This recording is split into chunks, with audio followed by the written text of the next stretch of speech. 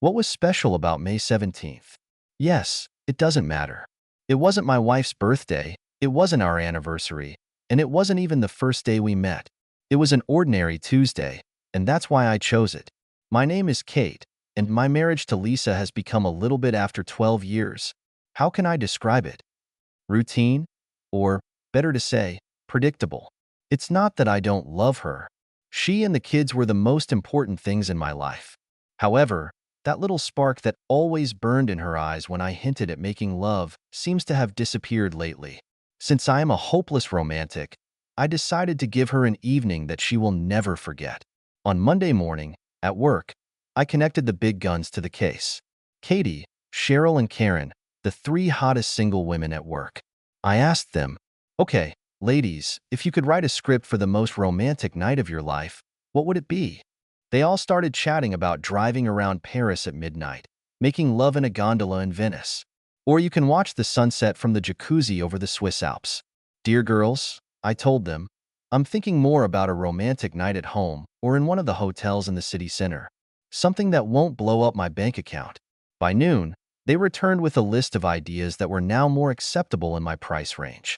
I thanked them, bought them lunch, and sat down to think about my plans. They seemed almost as excited as I was, jumping up and down, saying I'd better take my time because now they were interested in how my evening would end. Listen, I'll get the donuts, you ladies will bring the coffee, and I'll tell you everything about how it all went on Thursday morning. Well, maybe not all of them, I said with a malicious smile. The first thing I did was on Wednesday afternoon. I asked for a day off so that everything would be in place before Lisa returned home. I usually got back just before 6, and Lisa was always home at 3:30, so she could meet the kids when they got off the school bus. On Tuesday evening, I told Lisa that my parents wanted to invite the children to dinner and a theatrical performance on Wednesday, so they probably won't be home until 8 o'clock that night. The kids were even more excited when I told them that I had a surprise for their mom and that they would actually spend the night with their grandparents. My parents always spoiled them terribly. I left work on Wednesday around 11:30 a.m., holding my trusty list in my hands. Let's see, it's a day off. My mom has the kids. Check and verify. Then there was a trip to the store. Let's see, a soft postcard, tons of good chocolate, and her favorite wine. The girls gave me a complete list of everything to do, right down to lighting and musical accompaniment. The flower girl looked at me strangely when I asked her for 2 pounds of rose petals. That is, until I told her what I was going to do with them. You must really love your wife to go to all these expenses because of her, she said when I took the bag of red rose petals. Finally, I made a reservation for 8 o'clock at Lisa's favorite steakhouse. I thought we needed to get some food by 8 o'clock, and if we decide to cancel, I'll make sure we have steaks in the fridge to grill them on the patio. Finally, everything started to take shape. I came home, hid the car behind the garage, and brought all the presents to the kitchen. Let's see, 2:30. That gives me an hour to set everything up, I told myself. Over the next hour, I froze the wine in the freezer, made a huge heart on a bed of rose petals, and, taking pieces of chocolate, wrote the words, "I love you," in the center. I filled the jacuzzi with water and poured the remaining rose petals into the warm water. Okay, another 20 minutes and she'll be here, I said, looking at my watch. On my side of the bed, I put the wine in an ice bucket, and on her night table I put a postcard next to her desk lamp. I dimmed the lights, opened a bottle of wine, and poured 2 glasses. I put our portable CD player on the dresser and decided that I would turn it on when she entered the bedroom. The last thing I did was take a shower, shave, and undress. There's no point in both of us undressing, I told myself. I'm a jerk. At exactly 15:25, her car pulled up. I was more than ready. I closed the bedroom door, stood naked at the foot of the bed, with 2 glasses of wine, and waited for her to come upstairs. I heard muffled laughter and what sounded like a herd of horses coming up the stairs as they burst through the bedroom door. Yes, I said they. Lisa and her boss, Rick.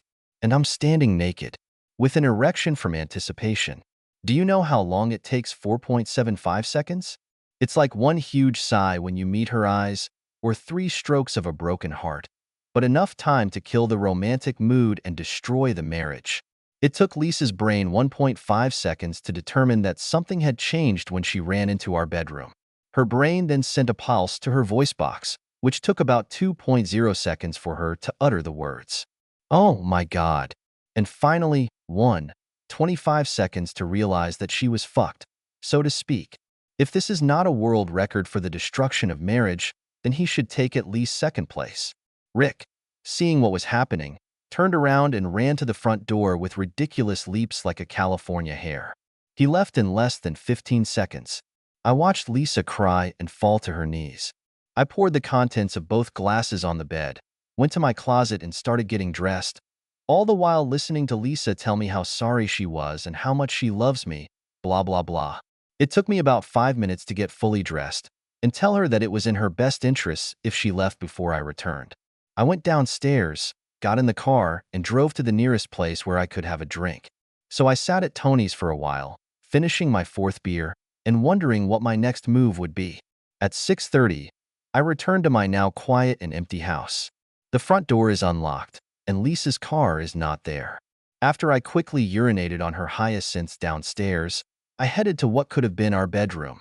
Everything was about as it was when I left. The jacuzzi was still working. The wine, the postcard, the chocolate were still untouched. Lisa's closet was open, as were several drawers in her dresser. I sat down on the bed and tried to clear my head. My mobile phone rang. I turned it off without answering because I wasn't in the mood to talk to anyone right now. I should replace the mattress in the spare room, I told myself when I woke up the next morning. I showered, shaved, and went to work, but I looked more like a zombie when I went to my office. Well, how did it go? All 3 girls shouted as they ran into my office. By the way, it must have been a hell of a night, Karen said, giggling, elbowing the other 2. Oh yes, it was something, I replied, and gave them a short version of last night. What are you planning to do? Cheryl asked. To survive and take care of my children, I muttered. So if you don't mind, keep quiet about it. I don't want to be the laughing stock of the whole office, I asked them. They left, telling me how sorry they were, and that if I needed to talk to someone, they would be there for me. I thanked them and closed the door to my office. Bank accounts, credit cards, life insurance policies, 401k, they were all closed or replaced by 9:30 this morning. The next one was a hard call to my parents. I told them that Lisa and I were having some problems, and I asked them if they could leave the kids until the weekend. They were sorry to hear about it, but they were more than happy to be with the children. After checking my cell phone, I received 20 messages from Lisa. I deleted them all. The legal department gave me the name of a good lawyer at as reasonable a price as possible, and I made an appointment for Friday morning.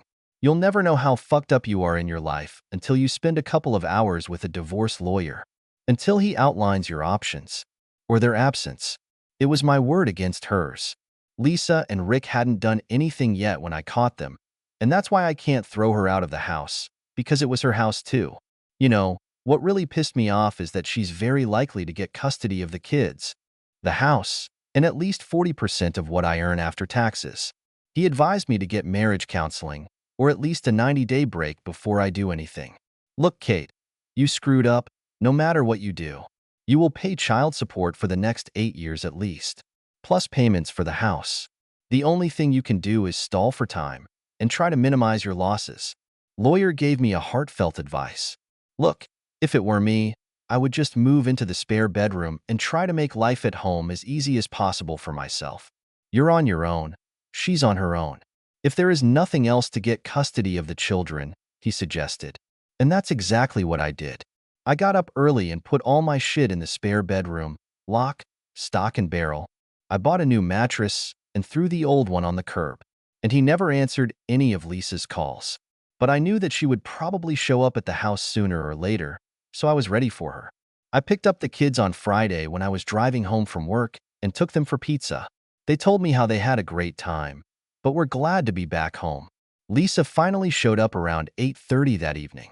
The kids were all around her, but she didn't take her eyes off me. By 10 o'clock, they went to their rooms, and I went to the guest room. Lisa asked if we could talk, but I told her I wasn't in the mood. Maybe tomorrow, I said, closing and locking the door. There was a muffled scream when she saw what had become of our bedroom. I could hear the sheets being pulled off the bed, and I imagined her trying to clean the room. On Saturday morning, I noticed a postcard, rose petals and chocolate in the trash along with an empty wine bottle. She threw my love, me, and our marriage into the trash. The children had breakfast and went to their usual Saturday routine, friends and football. I wasn't very hungry, so I just made myself some coffee. Lisa came down when I was finishing my first cup. I poured another drink, picked up the newspaper, and headed out onto the terrace. "You know you're going to have to talk to me eventually," she said, blinking her red eyes. "Why, Lisa? What can you tell me to explain what I saw on Wednesday? How long have you been cheating on me with Rick?" "It was only the second time. You have to believe me, darling," Lisa sobbed. "Somehow I find it hard to believe you.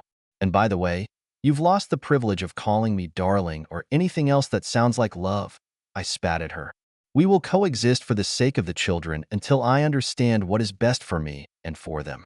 It looks like you've already made your choice." Then Lisa, in tears, ran into the house, and I finished my coffee and, out of irritation, broke the cup and tore up the newspaper. The next 2 weeks of work sucked, but at least it wasn't as bad as my family life. Someone had blabbed at work, and now all I got were pitying looks from all the women in my office every time I walked past them. My boss wanted to know if I needed any personal leave, but I told him that I was coping with it and that I needed a job to stay sane. The children knew something was wrong from day one and asked if they had done anything wrong. "Children, you are my happiness. You can't do something wrong," I kissed my sons. "It's just that we, your mother and I, are going through a little difficult period, but everything is fine. Believe me," I told them. He lied, of course. Lisa tried to make me talk and even tried to seduce me once, but I no longer felt anything for her. She was crying all the time. I felt worse than whale shit when Cheryl came to my office on Thursday shortly before 5 o'clock. "Grab your coat. We're going out," she announced. I looked up to say something, but she stopped me. "Maybe you don't understand, but it's not a request. Get your coat. We're leaving here," she announced.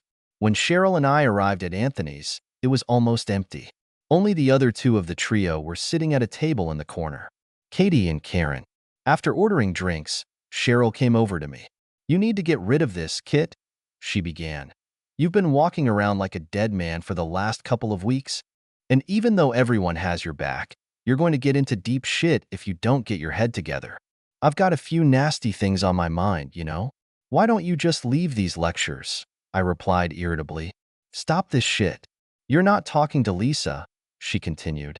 "What the hell do you want, kid? Or are you just going to wallow in self-pity for the rest of your life?" "I want my damn life back. I want everything to be the way it was before this shit happened," I said, looking at my drink. "Was it my imagination? Or did you really tell us then that your marriage was outdated and you wanted to revive it?" Katie asked. "Do you really want to go back to your boring routine life?" "Personally, I wouldn't do that. Do you still love her?" "I love and hate her at the same time. I would like to strangle her and Rick for what they did to me. I just don't know what the hell to do, or even where to start," I said. "Let's eat first, and then we'll figure it out," Cheryl said, pointing at the waiter. "The first thing we need to do is level the playing field. Lisa is still at your house and returns to work every day. Rick, on the other hand, goes home to his loving wife and children, even if he ruined your marriage," Cheryl spat. "It's time to change that." She was the smartest person on our team. By the end of the evening, I felt better about the situation. And the women were right, I had to do something. I couldn't let it go on any longer. It was killing me. Lisa wanted to know where I was when I got home. "What's it to you?" I snapped. She went to her bedroom in tears. The next day, I met with my lawyer, Randy. "I thought you were going to postpone the divorce," he hesitated. "No, I am. I want to sue the company Rick and Lisa work for, and then hit Rick with a claim for alienation of affection," I told him. "Look, Kate, you don't have hard evidence. I've explained it to you." "I know, but they work for a state-owned enterprise, and given all this nonsense in the news lately about the carelessness of corporate management, I don't think they will need a bad reputation. Besides, although Lisa was not with him at work, but it was during working hours. Don't most managers work until 5 o'clock? And don't most corporate bylaws usually talk about morality? That a married boss can't use a married employee he controls? Especially when he has to work for the good of the organization?" Randy said it would take a couple of days to write it, and submit the documents. But he warned me that things might not go the way I expect. For the next 3 days, I was an old whale. I joked with people at work, had fun with my kids, and even started talking to Lisa again, which made her life a little easier. On Thursday, Randy called and said that the company had received the claims, but I asked him to wait with the paperwork for Rick until we reached an agreement with their company. By the following Tuesday, Randy and I were sitting in the conference room across from the CEO and HR manager. We have read the documents, and it seems that you forgot to attach any documentation about the alleged incident, the HR manager began. Then he said something about frivolous lawsuits and was quite surprised when I was about to leave. I think I'll see you in court then, I said, getting up from my chair. You know that we will take statements from all employees of the office. How many of them do you think knew what was going on? All I have to do is find one or two, I explained to them. And how many managers do you think will protect Rick when they're on the line? Have a nice day, gentlemen, I said, leaving with Randy. Outside the door he said, you should be a lawyer. You wouldn't be worth it. I was at my desk on Wednesday when Randy called.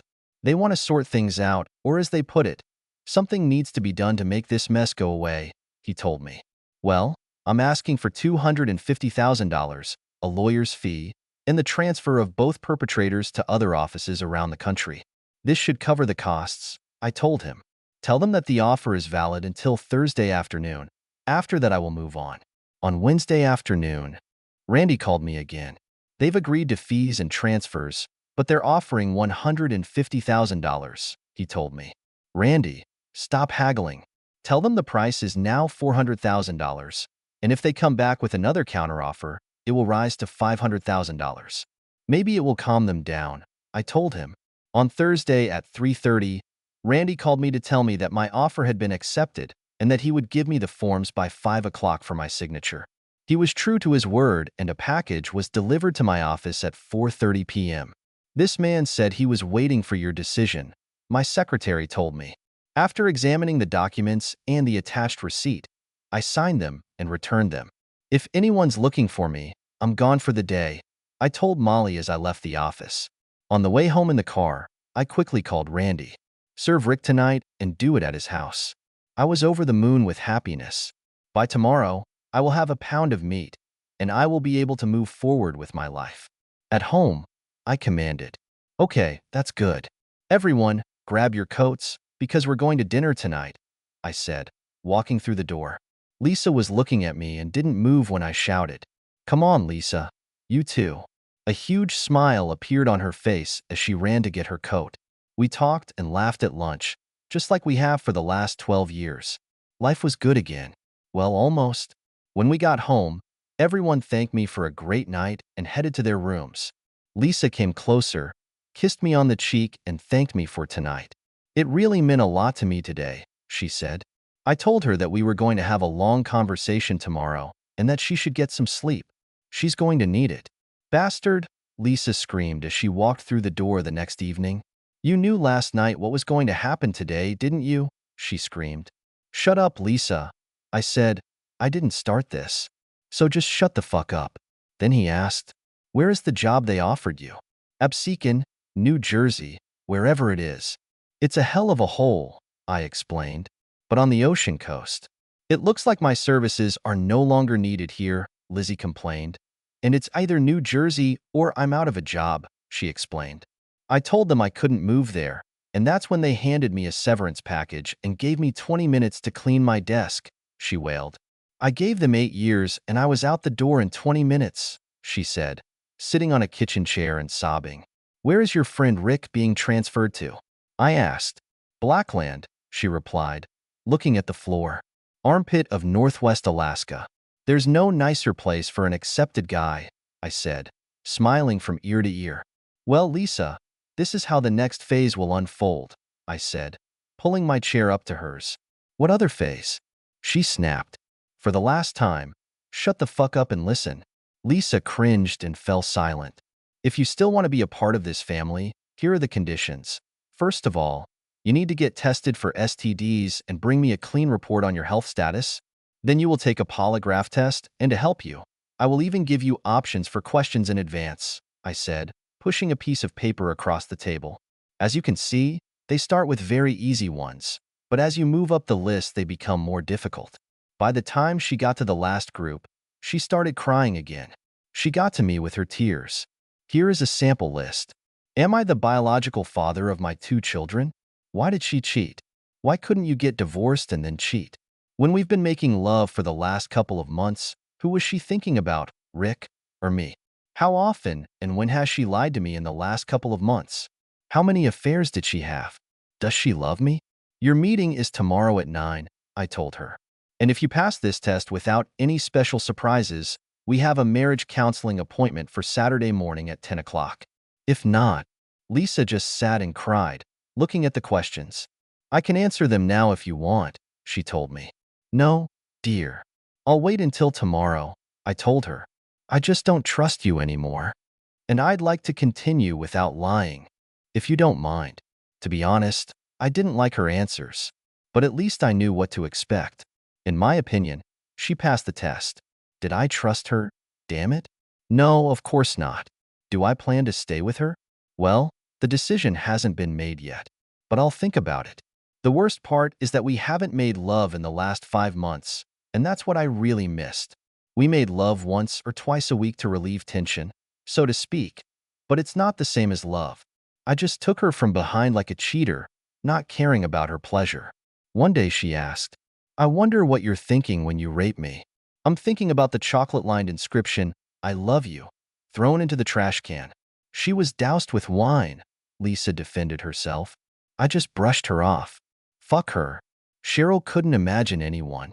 She is not only extremely intelligent, but also extremely beautiful. As you probably understood, I found someone to make love to. To be honest, I fell in love with this woman. She's not as beautiful as Lisa, but take a closer look at her and listen to how she talks. Now I'm solving the problem. How can I get away from Liz without injuring the children and without losing money? Rick agreed to transfer to Blackland. Where would he go? Last year, I sent him a signed Christmas card from Florida. I hope you're grateful for my new job. By the way, his wife and children are still here. I think the sunny South has defeated the beloved husband in the North. I was thinking maybe a single woman needs help, or just in a strong man's shoulder. Well, what about it? But no, I don't want to be like Lizzie, that harlot. I have Cheryl. Liz recently complained that I was treating her like a cheater, and she wasn't going to stand for it. And what will you do about it? I asked. I'm going to leave you. I'm going to file for divorce? Great, I smiled. Just fine. Now listen to me carefully. You just won't get away from me in time. I'm not going to let you take my kids, my house, and my money away from me. She looked up at me and recoiled from my smile. I stopped eating at home. Who knows what's on this slut's mind?